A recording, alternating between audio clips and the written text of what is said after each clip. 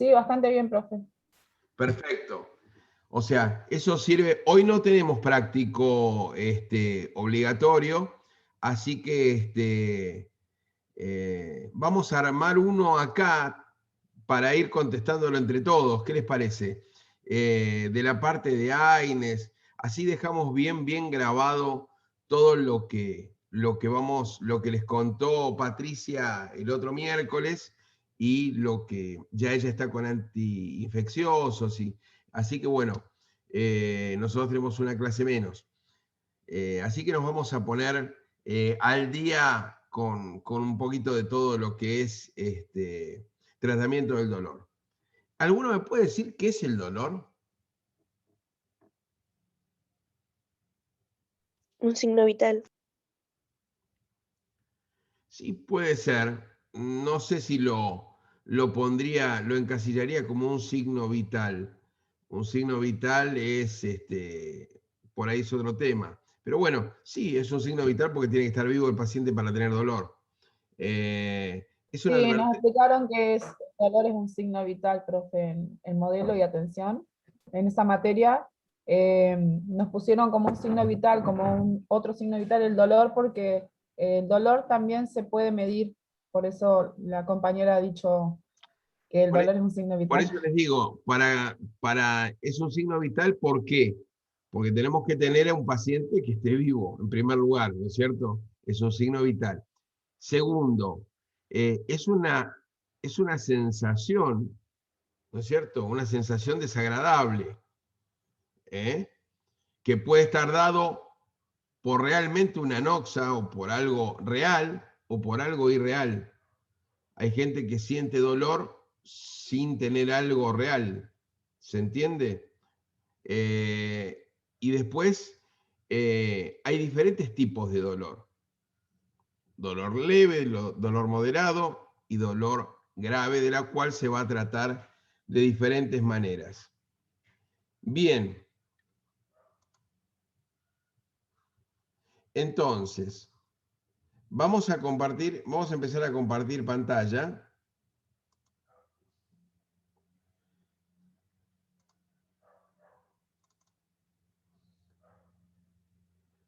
¿Ahí se ve bien? Sí, profe. Sí, profe. Bien. Analgesia. O sea, cuando nosotros tomamos un analgésico es para eliminar el dolor o por lo menos paliar ese dolor.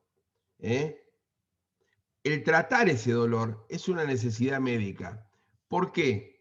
Hay toda podríamos charlar horas de esto con respecto a lo que es el tratamiento del dolor. O sea, hay unidades funcionales en medicina que solamente tratan el dolor.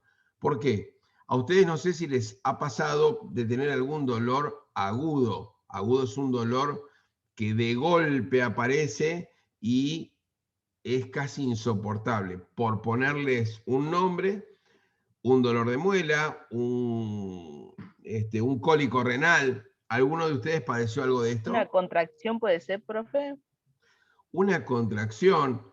Lo que pasa es que, por ejemplo, el cólico renal es insoportable.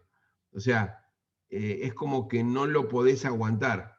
¿Se entiende? Una infección urinaria, profe, es un agudo. Urinaria va de la mano del cólico renal, o sea, pero Claro. todavía es más aguantable. En el caso del cólico renal es un dolor que va increyendo en poco tiempo y llega a límites que no se puede soportar. Entonces, A mí me pasó, profe, pero con los cálculos en la vesícula, que me traspasaba del estómago a la espalda, parecía que te retorcían y te abrían al medio, horrible el dolor. exacto. Entonces, si nosotros no hacemos el tratamiento del dolor en el instante, en un dolor agudo, hay que, o sea, el paciente llega a un punto que no lo aguanta.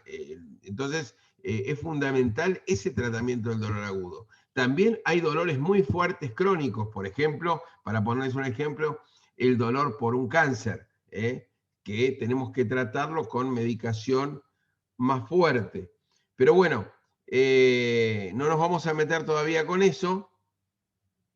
Y es justamente en lo que es analgesia, el personal de enfermería debe conocer con detalles las indicaciones específicas de cada uno de estos fármacos, así como las reacciones adversas que provocan y las contraindicaciones que poseen. Todo fármaco que ayude a disminuir o eliminar el dolor generalmente tiene reacciones adversas y contraindicaciones. Eso grábenlo a fuego porque es así.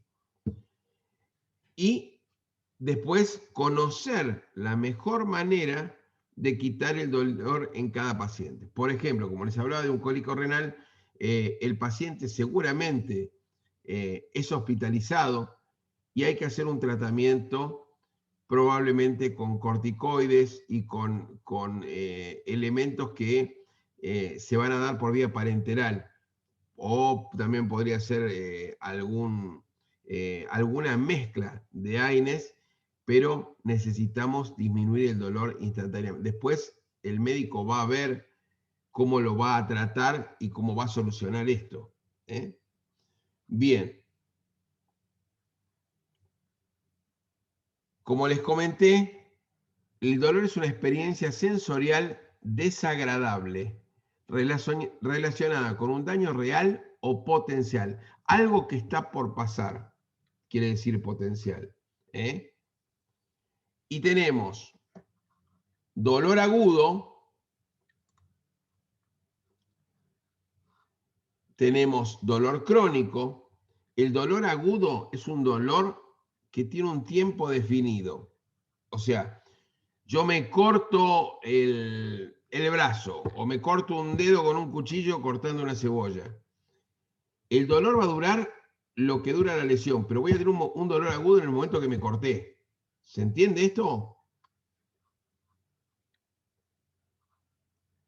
Sí, perfecto, profe. ¿Me van siguiendo? En el momento que me corté es un dolor insoportable y empieza a bajar. Tratamos de que se calme, le ponemos alguna crema, una curita, y de esa manera se va a calmar y rápidamente va a desaparecer. Acá me preguntaban si este Power está en la plataforma. Va a estar en la plataforma. Siempre, esto ténganlo en cuenta, siempre después terminada la clase yo subo todo lo que utilizamos en la clase. Así que no se preocupen. Bien. Entonces, dolor crónico es un dolor que puede persistir mucho más tiempo. O sea, puede persistir más de 6 meses, interfiriendo en las actividades cotidianas de las personas. Por ejemplo, un dolor crónico, podemos estar hablando de cáncer. Entonces, tenemos un dolor agudo, como puede ser cortarse un dedo con un cuchillo, como recién hablábamos del cólico renal, que es algo que pasa, y un dolor crónico, o sea, con medicación, y dolor crónico es un dolor que puede persistir más de 6 meses. A veces el dolor crónico es un dolor mucho más leve por ahí, y persiste más en el tiempo. Generalmente los pacientes con cáncer son tratados con tramadol, a veces con morfina, dependiendo de los casos. Después lo vamos a ver en la unidad de cáncer específicamente. Acá tenemos, esto por ahí Patricia se los dio, la escalera analgésica de la OMS, ¿no es cierto? Tenemos para un dolor leve, analgésicos no opioides. O sea, no opioides quiere decir que no tengan que ver con morfina, más coadyuvantes. Para un dolor moderado pueden ser opioides menores, analgésicos no opioides, más coadyuvantes. Y para dolor grave, opioides potentes, más analgésicos no opioides, más coadyuvantes. O sea, Ahí utilizamos absolutamente todo. Los coadyuvantes son corticoides, antidepresivos, anticonvulsivantes. Bien, vamos a ver un poquito de opioides. Opioides, para un dolor moderado, o sea, estamos en la mitad de la escala. Vamos a usar opioides menores. O sea, los opioides los vamos a utilizar de dolor moderado a dolor intenso. Para un dolor moderado vamos a utilizar opioides menores, como son la codeína, el dextropropixifeno y el tramadol. El tramadol ustedes probablemente ya lo han escuchado nombrar. Marca comercial, por ejemplo, Calmador. Para un dolor intenso vamos a utilizar opioides mayores, como la buprenorfina, el fentanilo, la meperidina, la metadona, la morfina y la oxicodona. Este tipo de analgesia central puede tener varias reacciones adversas, como por ejemplo, una muy importante de la morfina es la depresión respiratoria.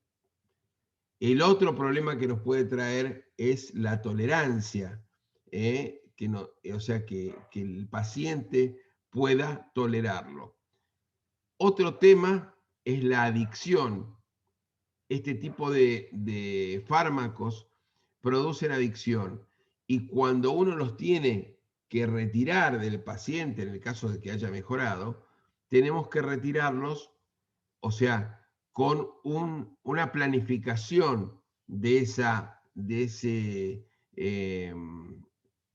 retirado de fármaco.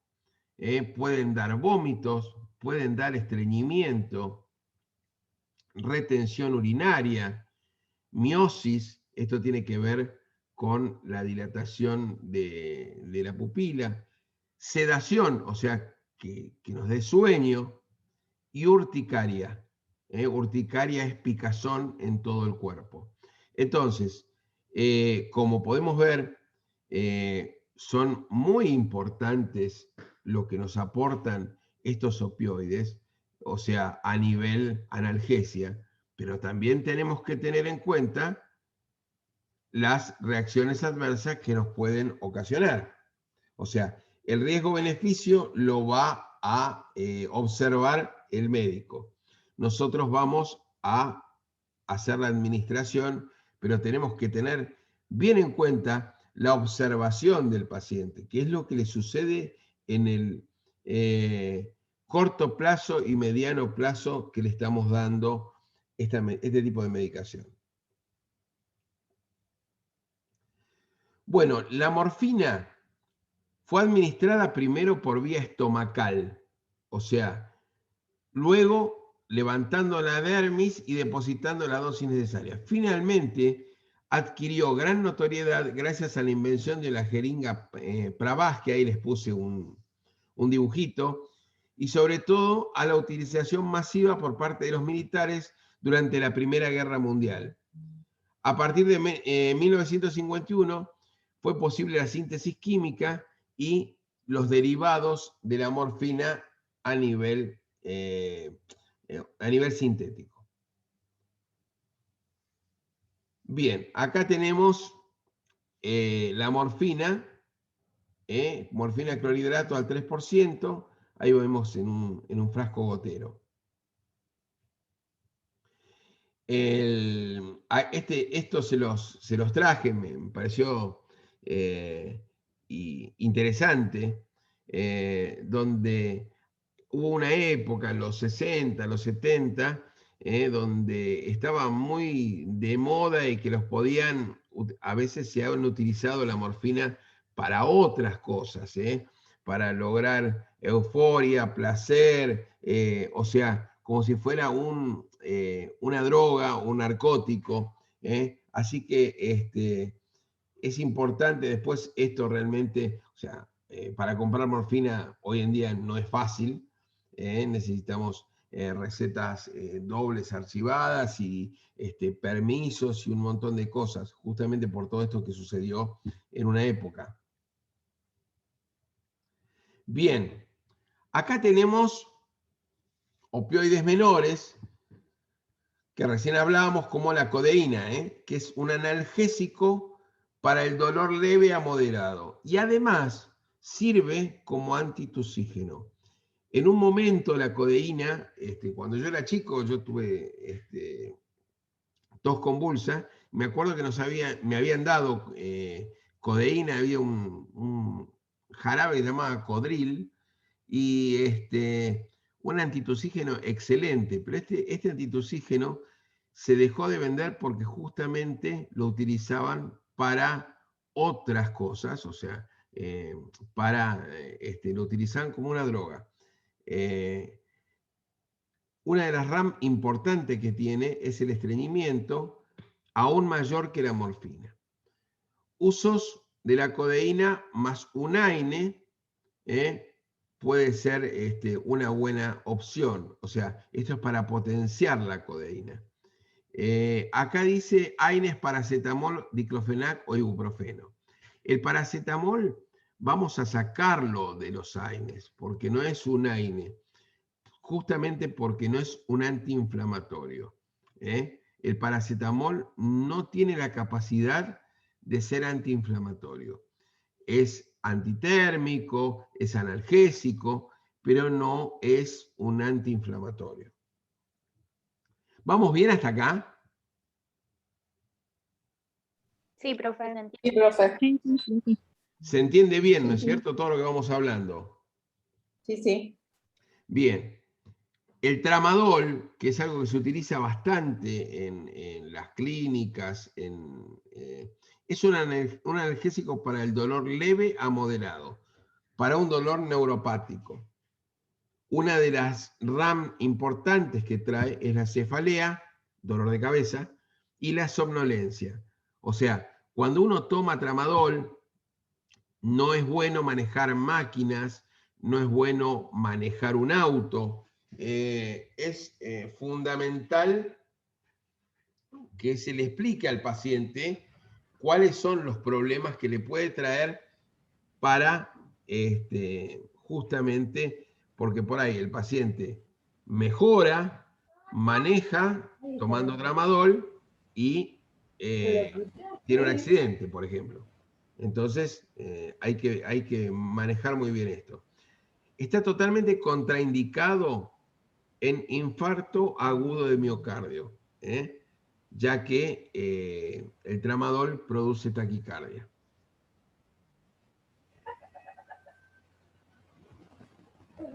¿Cómo puedo desactivar un opioide, por ejemplo, como la morfina? O sea, un paciente le dieron morfina, además hizo una depresión respiratoria y necesito traerlo de vuelta.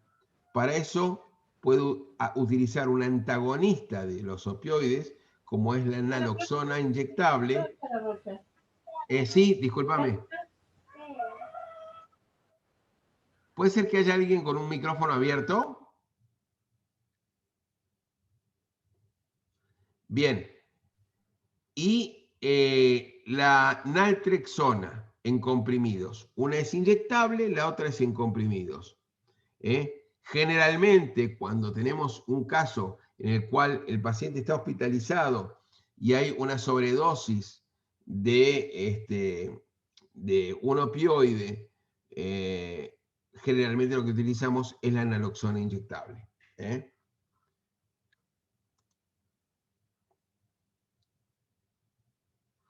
Perfecto. Entonces,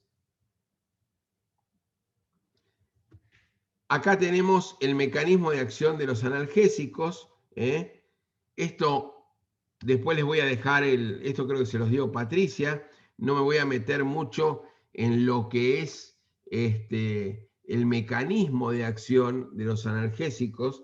Eso, nosotros vamos a ver más la parte práctica. Así que eso se los voy a dejar para que les sirva para repasarlo. Bien, Profe, ¿le puedo hacer una sí. consulta? Buen día. Buenos días, En Antonella. en el caso de una sobredosis con naloxona, ¿cómo se trataría? ¿Con oxígeno? Por ejemplo. Mirá, o sea, no entiendo la pregunta. Yo estaba hablando de cuando vos Claro, en el te antagonista pasás, que usted nombró. Sí, cuando vos te pasás con un opioide, tenés que utilizar la naloxona, pero tenés que darla, o sea, no tenés que hacerle una sobredosis de naloxona. Sí. claro, sí, pero en ese caso, si llegara a ocurrir, por ejemplo. Mirá, si realmente en una guardia con un paciente que le dieron excesiva morfina y le dieron naloxona y lo pasaron de naloxona, yo creo o sea, vas a tener un problema serio. O sea, no, no sé cómo lo traes de vuelta. ¿Se entiende lo que digo? O sea, si vos estás Claro, trabajando y el paciente tuvo una sobredosis de un opioide y le das algo para revertirlo, tenés que hacer la reversión en forma cuidada. ¿Me va siguiendo o es otra cosa lo que me preguntaste? no, era eso. Claro, o sea, cuando vos vas el médico, porque eso lo hace, o sea, la indicación la da el médico, tiene que ser muy cuidado cómo vas a hacer, eh, cómo le vas a dar el antídoto en este caso, que es la naloxona. Si vos das de más o das mucho de más, o sea, de una depresión respiratoria lo estás pasando para el otro lado. Entonces, y por ahí si le das oxígeno, como vos decías, capaz que lo complicas más. Así que vos lo que estás tratando es de sacar al paciente de la depresión respiratoria. ¿Quedó claro? Bien, gracias. Sí, Muy gracias, bien. profe. Entonces, vamos a meterlos con los AINES. Los AINES tienen una gran complicación que por ahí a veces no se habla ni se explica, que es la medicación por parte de la gente. O sea, la automedicación. En una época, cuando yo era más chico, era el ácido acetilsalicílico, que comúnmente tomó el nombre de aspirina por una marca comercial, pero en realidad la droga es ácido acetilsalicílico. La gente tomaba aspirinas como caramelos. Hoy en día, ¿cuál sería el medicamento que suplantó a la aspirina, que la gente se automedica y lo toma como si no fuera a hacer absolutamente nada? El ibuprofeno. Exacto, el ibuprofeno. El ibuprofeno, la gente toma ibuprofeno como si fueran caramelos. Y hay que tener muy, muy en cuenta todo esto. O sea, porque hay reacciones adversas y la gente, y hay dosis máximas. Entonces, otro que utiliza mucho la gente, fuera de los AINES, que es el paracetamol, la gente toma paracetamol como caramelos también. Y hay una dosis máxima de paracetamol para tomar. Cuando nosotros pasamos los 4 gramos de paracetamol en el día, en las 24 horas, estamos con la posibilidad de una intoxicación.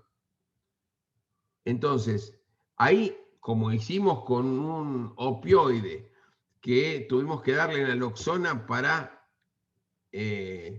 solucionar el problema, en el caso de una intoxicación con paracetamol, o sea, más de 4 gramos diarios, tenemos que usar N-acetilcisteína, que es un medicamento que se utiliza generalmente para las rinitis alérgicas y todo eso.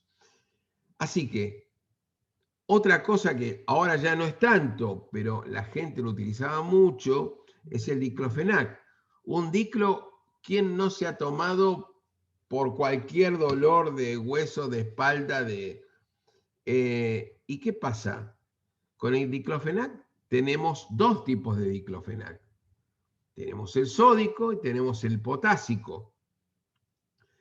Si tomamos el sódico, es es un AINE, un antiinflamatorio no esteroide, que no estaría, podríamos decir, no estaría indicado en un paciente que es hipertenso.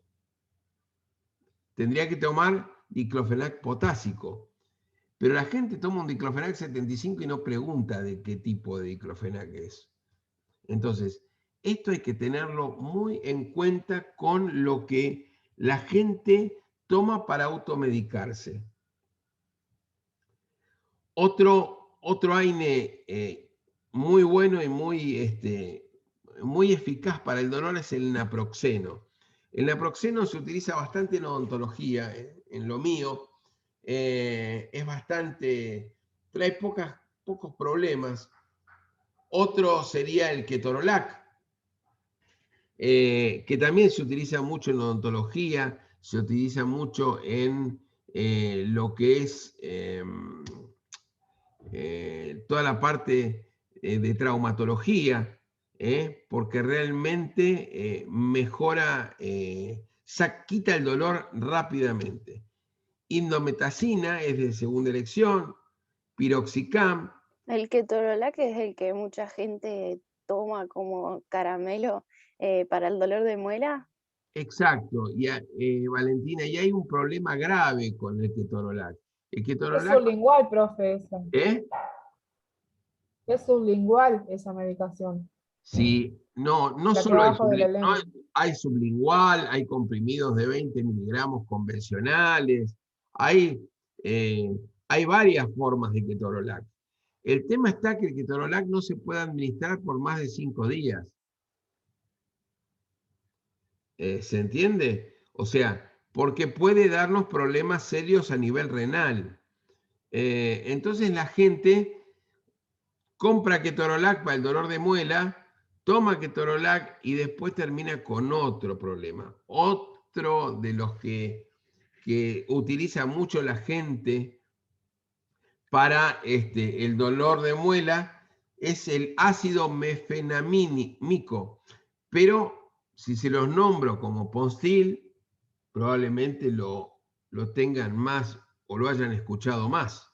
O alguno de ustedes algún Postil fuerte ha tomado. Después, la dipirona o metamizol, que es la novalgina, el nombre comercial. Con respecto a la Esta es dipirona, más, ¿sí? la novalgina es en pediátrico es como bastante más conocida, me suena, ¿no? Exacto. Lo que pasa es que hay todo un tema con la dipirona hoy en día, hay una campaña de que no se dé. Realmente la dipirona es un antitérmico excelente. O sea, pero bueno, hablan de muchas reacciones adversas que son malas reacciones adversas de lo que cura. Pero bueno, todos los remedios, todos los fármacos, todas las drogas siempre tienen un lado B. Entonces, vamos a ir metiéndonos un poquito con cada uno, ¿no? Bien, el paracetamol. Les dije que estaba fuera de los AINES y es un analgésico más antitérmico. Son las dos cosas que puede realizar. Por ejemplo, nos pegamos un golpe en el brazo, se nos hincha, tenemos la tetrada de Celsius, ¿no es cierto? Tenemos rubor, calor, dolor, en fin. ¿Y vamos a darle un paracetamol? ¿Ustedes creen que sería correcto?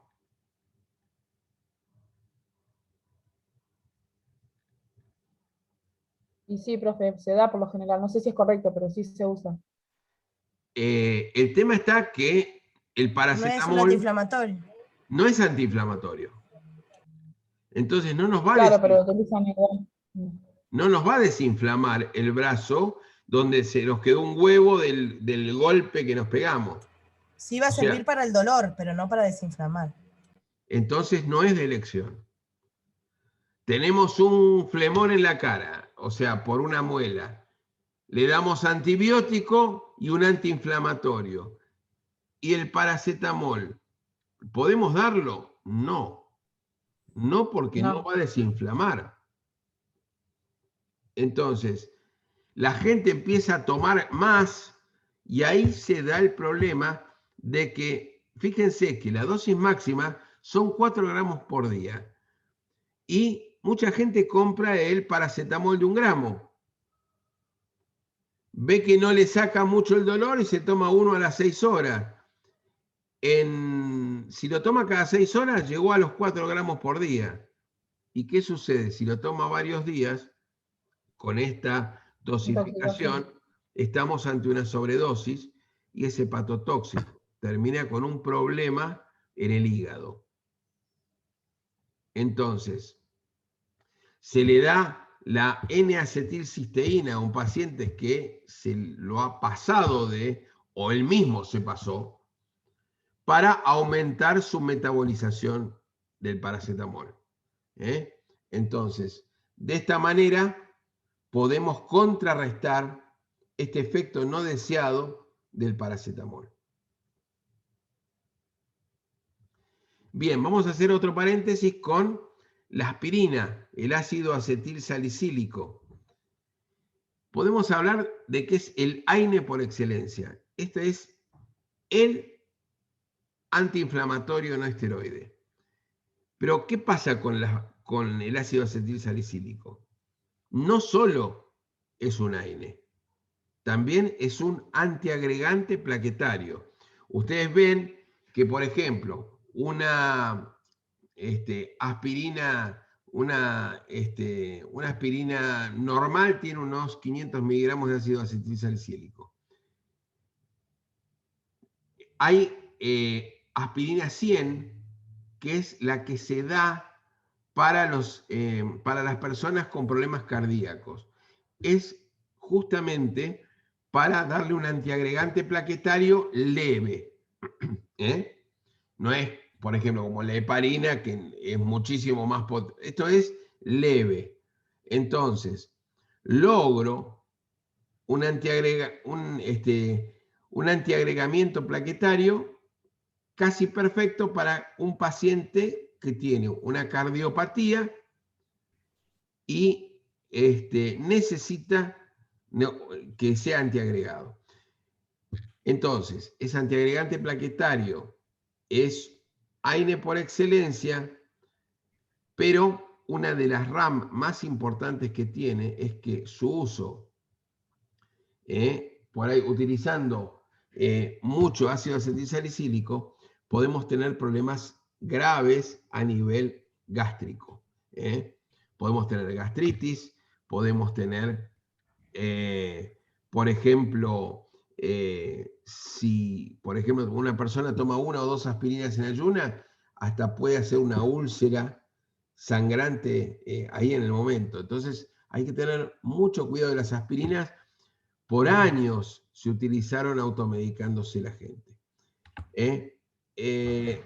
Esto les cuento que es muy importante a tener en cuenta frente a una operación, y esto se los digo a ustedes como pacientes, no solo como enfermeros, que es importantísimo preguntarle al paciente, porque esto no lo toma como un remedio, lo toma como algo que lo toma siempre.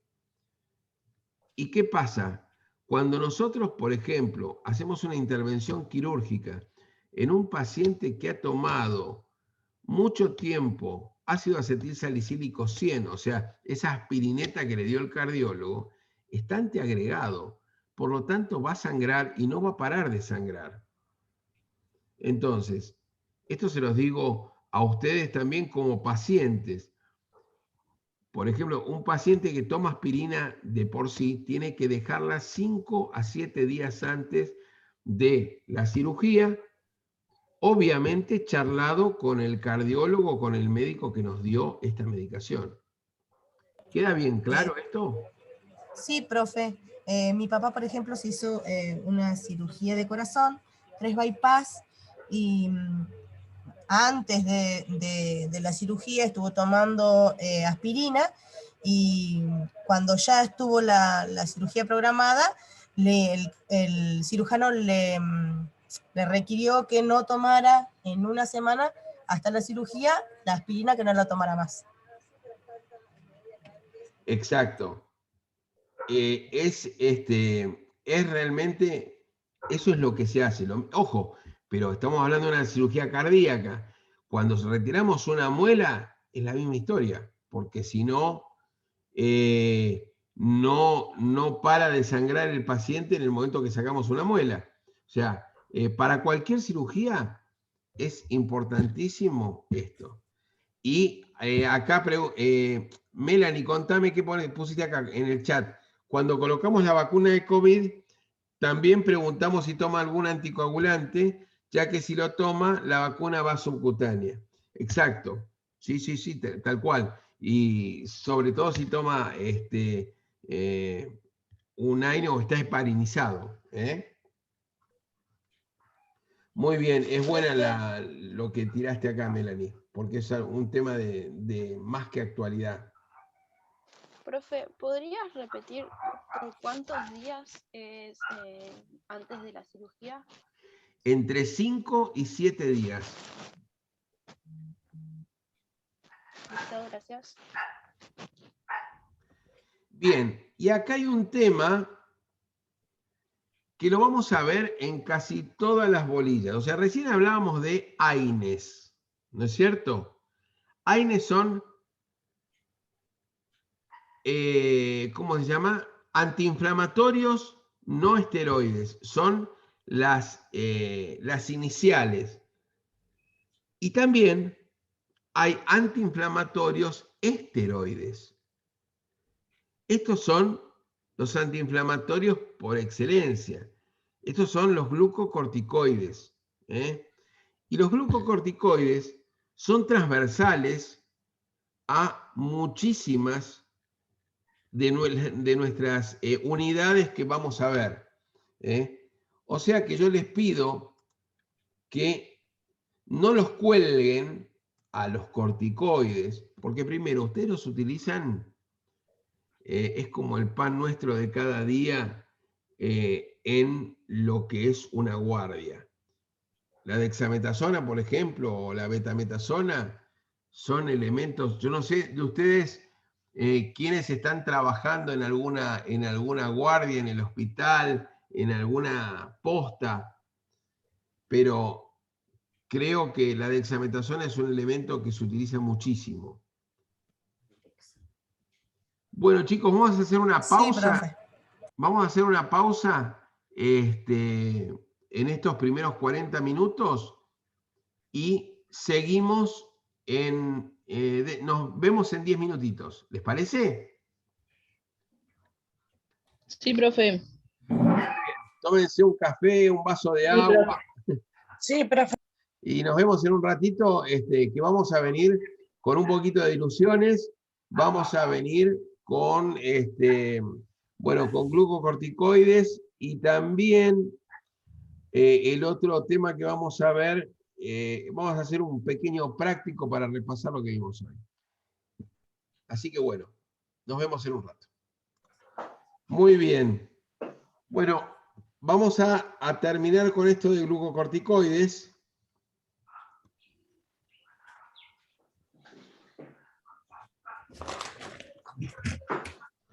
Ahí se ve, ¿no es cierto? Sí. Profe, una pregunta. Sí. ¿Los glucocorticoides entonces son esteroides?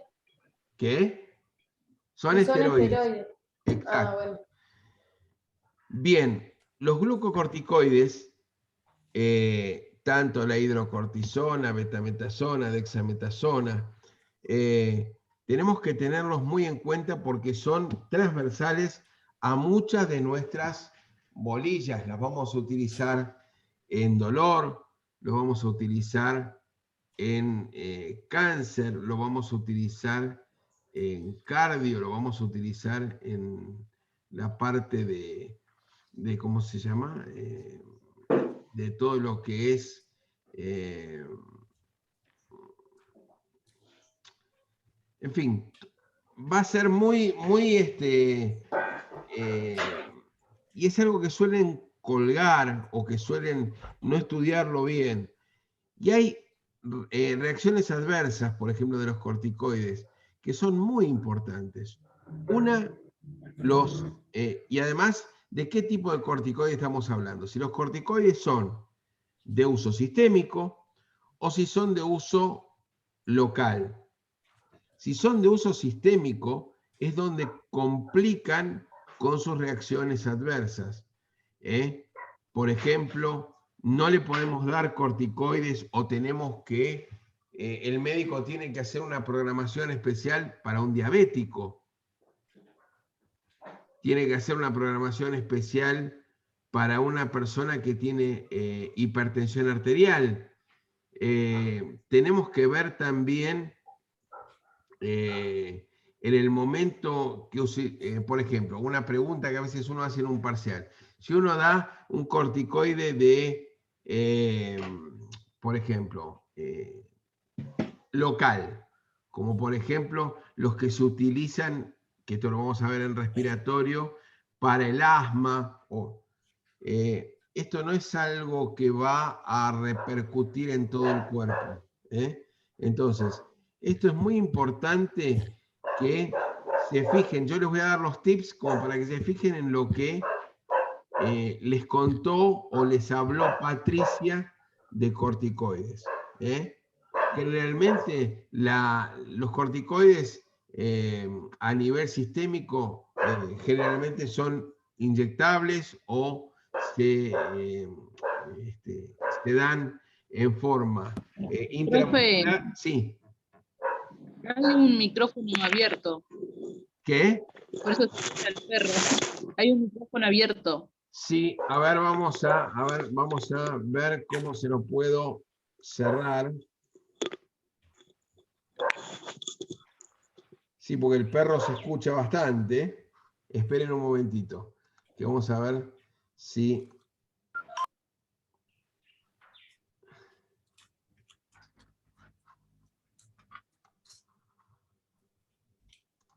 Listo. A ver ahora. Creo que ahí va, ¿no es cierto? Sí, ahí está, profe. Bien. Entonces, estábamos hablando de que los corticoides es fundamental el tema de, o sea, ustedes van a ver toda la parte teórica con Patricia y yo les voy a ir en cada unidad recalcando lo que creo yo que es importante para ver en enfermería. Profe, Sí. dijiste que ibas a dar un ejemplo y dijiste que si uno daba un corticoide local, por ejemplo, para el asma, y ahí no sé qué más ibas a decir o quedó ahí. Sí, puede ser, Jennifer. Que no va a dar las reacciones adversas, o sea, que tienen los corticoides de uso sistémico, que generalmente se dan, de uso sistémico se da en forma intramuscular o se da también por vena. Entonces, por ejemplo, qué sé yo, alguna crema con corticoides tópica no me la va a poder usar un hipertenso, ¿se entiende? No les va a causar ningún problema. Por eso les digo, tienen que separar muy bien para qué es el corticoide y qué tipo de corticoide es. Así que bueno, con esto yo en la parte práctica voy a cerrar el tema acá de corticoides y vamos ahora, vamos a ver un poquito algo que por ahí está bueno, que es un video que yo les subí y se los voy a ir contando de diluciones. Lo voy a compartir acá y voy a tratar de ir explicándoselo para que nos vayamos poniendo canchero con este tema de diluciones, de medidas, de unidades de medida, para que lo tengan bien en cuenta. Así que bueno, vamos con esto. Vamos a compartirlo y vamos a ver si se escucha bien. Traigo el tema de medicamentos. Vamos a hablar específicamente de la obtención de la dosis y conversión de medicamentos. Tendremos que hablar de equivalencias. En el área de la salud utilizamos las medidas de gramos, miligramos y microgramos. Sabemos que 1 gramo es igual a 1000 miligramos y 1 miligramo es igual a 1000 microgramos. Todo esto son múltiplos de 1000. ¿Por qué? Porque 1 gramo es 1000 veces más que 1 miligramo y 1 miligramo es 1000 veces más que 1 microgramo. Y así, estas son las equivalencias que vamos a utilizar. También vamos a utilizar la regla de 3, que nos sirve para obtener... ¿Se escucha bien el video, chicos? Sí, profe. Sí, profe. Bueno, Sí, profe. les voy a hacer la primera aclaración. Por ejemplo, algo que se utiliza todos los días, amoxicilina de 1 gramo, ¿no es cierto? Es lo mismo que decir una amoxicilina de 1000 miligramos. ¿Estamos bien? Sí. Y cuando Sí, uno sí. habla de una amoxicilina 500 es medio gramo, pero nunca se la nombra como una amoxicilina de medio gramo. O sea, incluso a veces confunden las cajas que, por ejemplo, vemos amoxicilina 1 gramo y después vemos amoxicilina 500 y a veces es como que no queda bien claro. Sería bueno que le pusieran amoxicilina 1000 miligramos y entonces estamos, pero como es una equivalencia, ustedes tienen que manejar muy bien el tema de las equivalencias. Vamos a ver la Profe, regla. ¿podría atrasarlo un poquito al video? ¿Cómo no? Ahí vamos. miligramos y microgramos. Sabemos que 1 gramo es igual a 1000 miligramos y 1 miligramo es igual a 1000 microgramos. Todo esto son múltiplos de 1000. ¿Por qué? Porque 1 gramo es 1000 veces más que 1 miligramo y 1 miligramo es 1000 veces más que 1 microgramo. Y así, estas son las equivalencias que vamos a utilizar. También vamos a utilizar la regla de 3, que nos sirve para obtener la proporción de los datos que queremos o que tenemos. Esos datos lo vamos a llamar A, B y C. Son 3 datos para obtener un cuarto valor, el valor que deseamos.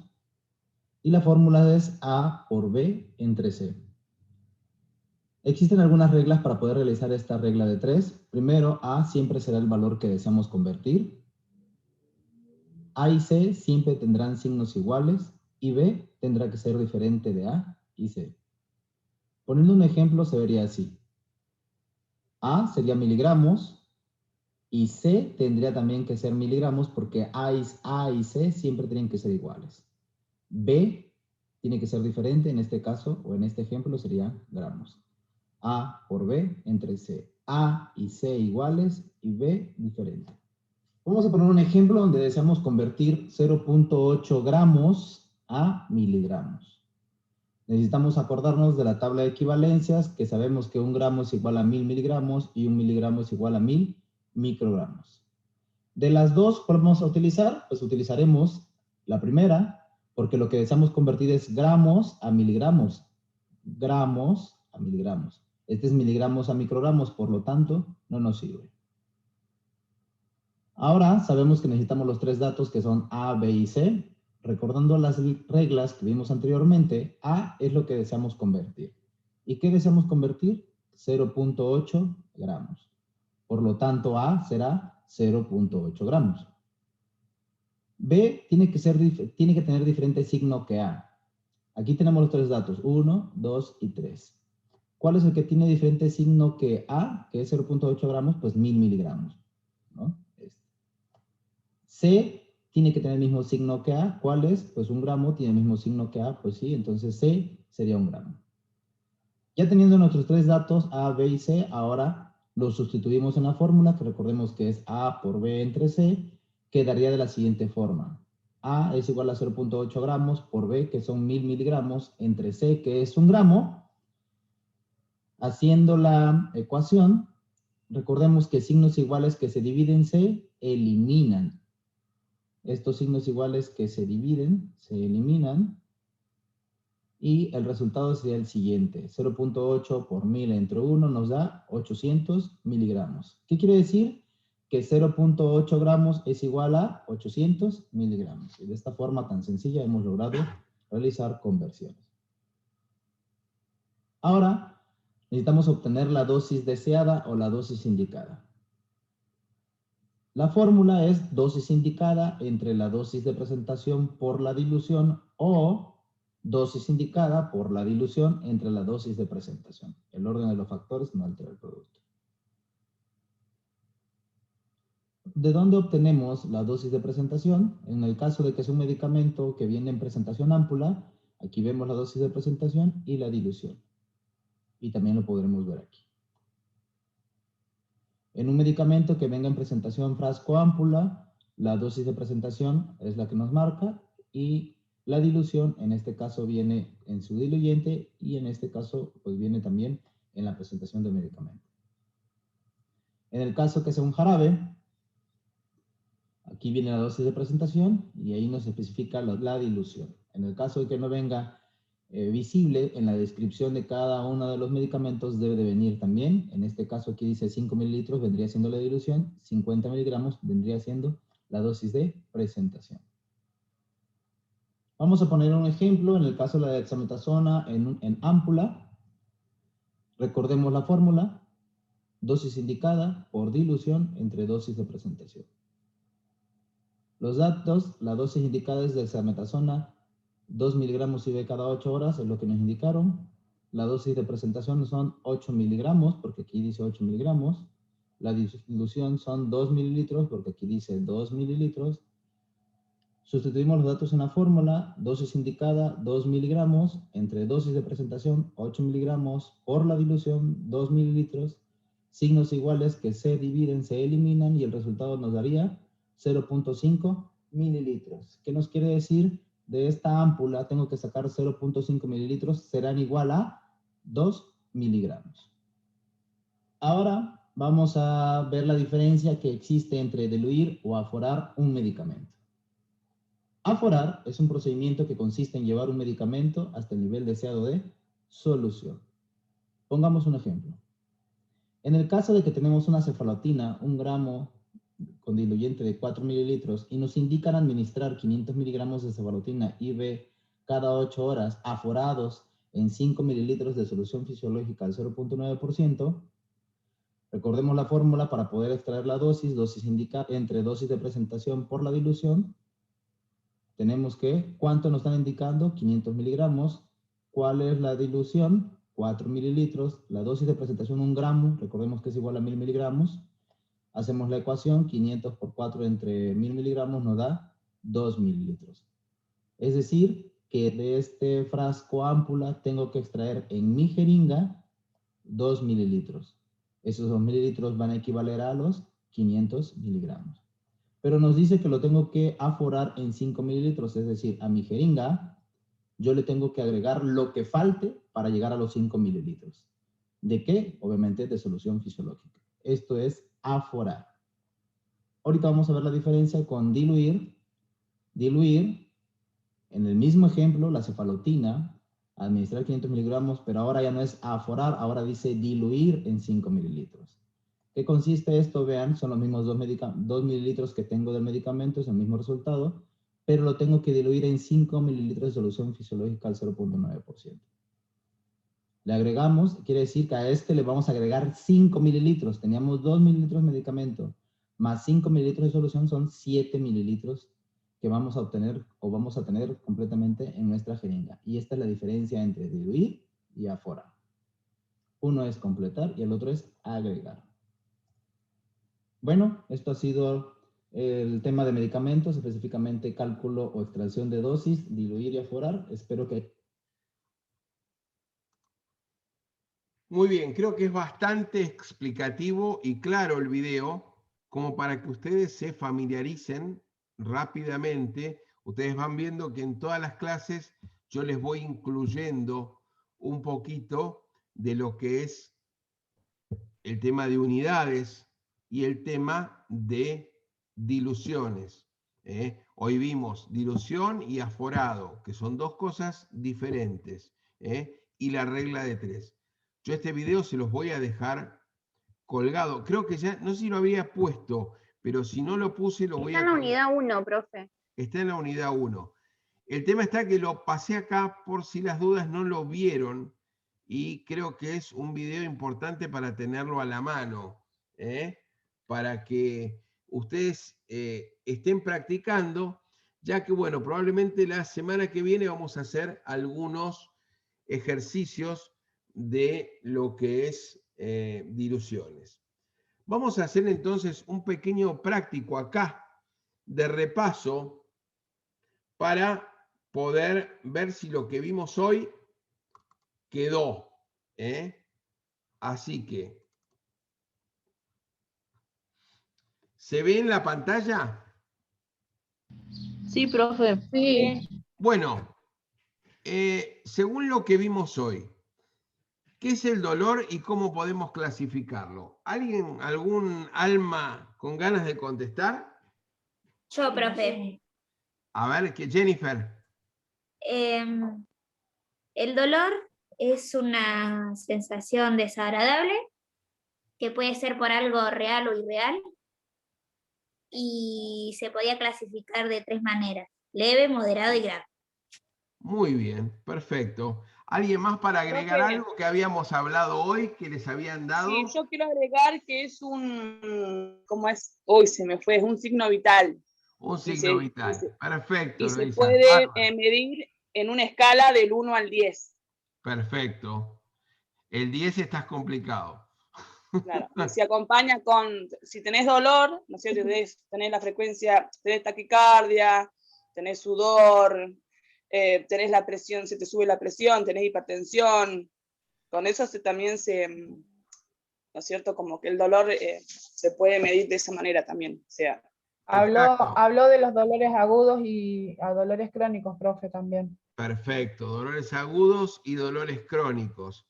Eso dolores agudos puede ser por un corte, por una lesión que va a permanecer justamente ese tiempo que dure la lesión, y un crónico habló de que puede ser como una enfermedad de cáncer.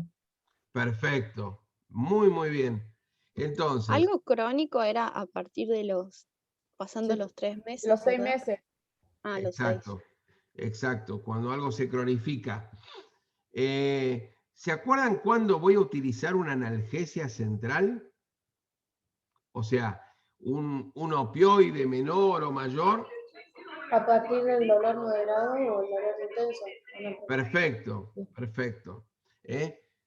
¿Cuál es En la el moderado, reacción? en el moderado se usan opioides menores y en el intenso los opioides mayores. Muy bien. ¿Y se acuerdan algún opioide menor de los que vimos? La codeína. La codeína. Perfecto. ¿Y uno Y el mayor? tramadol. La morfina. La morfina. Exacto. Es el opioide por excelencia. ¿Cuál es la reacción adversa más importante de la morfina? La adicción, profe. No, te voy a decir que No, no. el estreñimiento era. La depresión respiratoria. La depresión respiratoria. Sobre todo la depresión respiratoria, porque el estreñimiento sí sucede, efectivamente, pero yo les diría que la depresión respiratoria es la más importante porque nos puede complicar mucho. Y el estreñimiento también, pero es más importante la depresión respiratoria. ¿Y cómo la podemos revertir? ¿Se acuerdan qué droga? Estaba la naloxona intravascular. Bien. Fundamentalmente se usa la naloxona. Acá puse uno que es ¿cuál es el mecanismo de acción de los analgésicos? Eso se los dejo para su casa. Es el gráfico que les voy a dejar en el PowerPoint. Bueno, ¿quién me contesta que es un AINE? Es un antiinflamatorio no esteroide. esteroide. Perfecto. ¿Y cuándo lo voy a utilizar? ¿En qué tipo de dolor? Dolor leve. Exacto. dolor leve. ¿El paracetamol es un AINE? No. No, porque no es antiinflamatorio. Perfecto.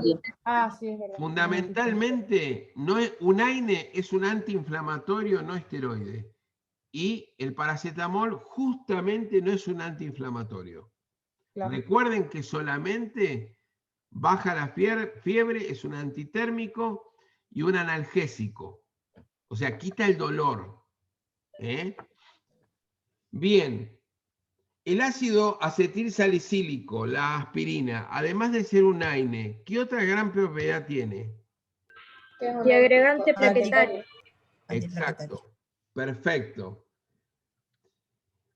Bueno, ¿qué es un glucocorticoide y cuándo lo utilizo? Es un esteroide. Es un antiinflamatorio esteroide. Acuérdense que fundamentalmente es un antiinflamatorio. Y lo voy a utilizar en dolores. El dolor, cáncer, cardio. Exacto, y además recuerden también que lo voy a utilizar en dolores más fuertes, más graves, como coadyuvante a veces de los opioides. Entonces, lo voy a utilizar prácticamente siempre. Pero acá viene la pregunta 10. Si puedo utilizar glucocorticoides en diabéticos e hipertensos. Había Depende hablado, de qué profe, sistémico sobre local. la programación. Exacto. En el caso de utilizar un glucocorticoide. Sí. La dexametasona en las personas que tienen diabetes sube la glucemia. Exacto, sube la glucemia. Entonces, si hay que darlo sí o sí, el médico tendrá que evaluar todo lo que tendrá que ajustar en ese paciente para que no le haga tanto daño y que por ahí haga un shock hiperglucémico. Y después en los hipertensos también tienen que tener mucho cuidado el médico al darlo. Bueno, chicos, yo me quedo muy contento porque la verdad que acá Nos sacamos un 10, profe. con mis asistentes que he tenido hoy, la verdad que creo que el tema lo veo que está bastante bien entendido y creo que no van a tener problema.